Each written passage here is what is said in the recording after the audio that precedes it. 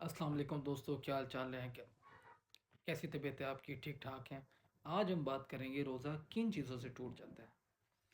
कुछ लोगों को नहीं पता, अमूमन तो सबको पता होता है कि क्या क्या चीज़ें होती हैं जिनसे रोज़ा टूट जाता है, लेकिन बहुत सारे हमारे जो भाई हैं ना, उनको ये छोटी छोटी चीज़ों के बारे में नहीं पता कि रोज़ा किन चीज़ों से टूट जाता है।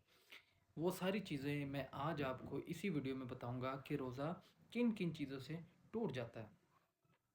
तो चलते हैं, वीडियो स्टार्ट करते हैं। तो मैं आपको बताता हूँ, कॉमन सी चीज़ें हैं, आपको भी पता होगा कि रोज़ा, आप अगर आपने रोज़ा रखा हुआ है, सहरी की हुई है, और आप सोच समझ के अपने होश में जानबूझकर कुछ भी खाते हैं, पानी पीते हैं, तो इससे आपका रोज़ा टूट जाएगा।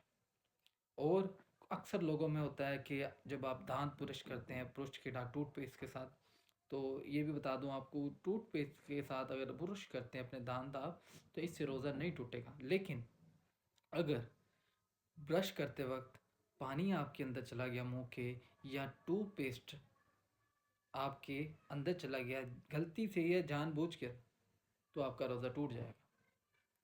इस चीज़ का आपने ख्याल